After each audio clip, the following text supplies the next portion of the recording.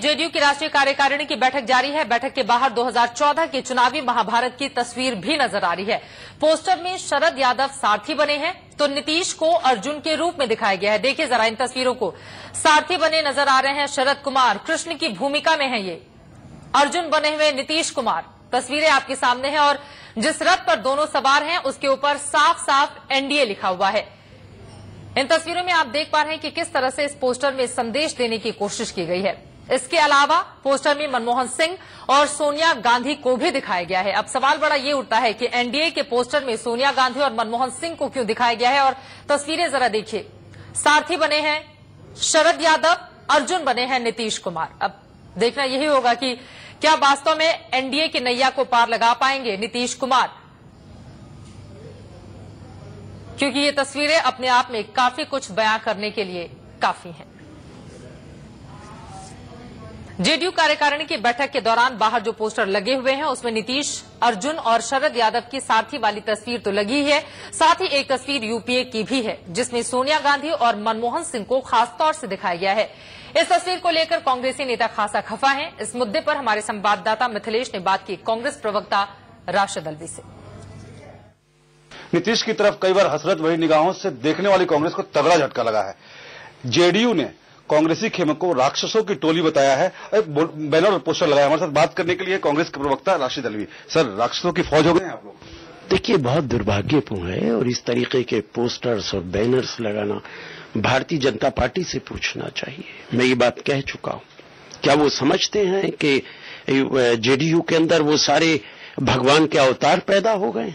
ये धार्मिक लोगों के जज्बात के साथ खिलवाड़ है और कांग्रेस पार्टी के लीडर्स के बारे में इस तरीके का पोस्टर बनाना, इस तरीके के बैनर्स बनाना, इसकी मैं सख्त अल्फाज के अंदर निंदा करता हूं और जेडीयू से कहना चाहता हूं उन बैनर्स को हटाएं, देश के लोगों से माफी मांगे। लेकिन आप लोग भी कई बार नीतीश कुमार को कहते हैं कि सेकुलर हैं। अभी लगता है आपको कि नीतीश कुमार वाकई सेकुलर हैं? वो एक अलहदा सवाल है। ये जरूरी नहीं है कि सेकुलर और कम्युनल आदमी भगवानों के अवतार बन जाएं इस देश के अंदर। ये नहीं माना जा सकता, इसकी हम निंदा करते हैं। एक बड़ा सवाल है सर, मोदी को लेकर वहां जीत चल रही है। आपस में ही जेडीयू और बीजेपी के बीच खींचतान चल रही है। जेडीयू का मानना है कि बीजेपी को प्राइम मिनिस्टर कैंडिडेट अनाउंस कर देना चाहिए। लगता है आपको कैसा होना चाहिए? ये उनका अंदरूनी मामला, इस पे हम कोई दखल नहीं देंगे। जेडीयू एनडीए का एलाई है, हिस्सेदार है, सरकार चल रही है साथ। ये उनका अंदरूनी मामला, किसको प्रधानमंत्री बनाए किसको ना बनाए। जो चीजें मैं हमेशा कहता हूं, जो पद उन्हें मिलने ही वाला नहीं है उस पे वो बगैर किसी वजह के झगड़ा कर रहे हैं, लेकिन ये उनका अपना मामला है। एक और खास बात देखने को मिली आज, हालांकि उनकी राष्ट्रीय कार्यकारिणी की बैठक है, कल राष्ट्रीय परिषद की बैठक है, लेकिन उसके पहले अचानक जेडीयू ने भी प्रधानमंत्री पर हल्ला बोल दिया है। कहा है कि देश की आर्थिक नीतियां जो आम आदमी से खिलाफ है। ये बिल्कुल बेबुनियाद बात है। हमारी ही सरकार में हाईएस्ट ग्रोथ रही है देश के अंदर, कभी नहीं रही किसी की सरकार के अंदर। कॉम्पिटेंट प्रधानमंत्री हैं, देश को वो ऐसी स्थिति में, जबकि पूरी दुनिया आर्थिक परेशानियों से गुजर रही है, उन्होंने इस देश को उन परिस्थितियों में आगे बढ़ाया है, उन परिस्थितियों से बाहर निकाला है।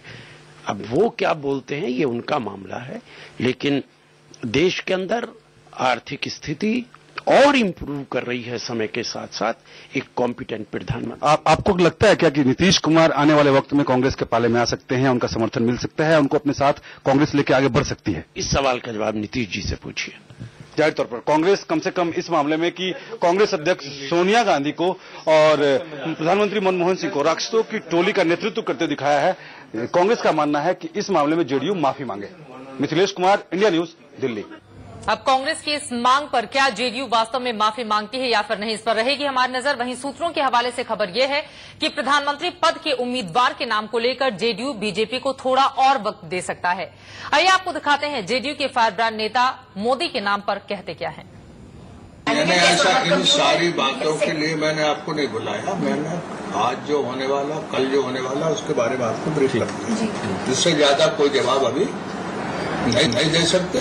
नेशनल काउंसिल की मेंबर है, वो सर्वोच्च संस्था, उसके पहले बोलना हमारे लिए ठीक नहीं है। जो भी बीजेपी का बड़ा या छोटा तबका जो चाहता है तो उसको प्रॉपर प्लेटफार्म है एनडीए का प्लेटफार्म, उस पर उसको लाना चाहिए, यही हम लोग चाहते हैं। कुछ और घटक हैं, उन लोगों ने भी कहा है कि भाई नाम बताइए।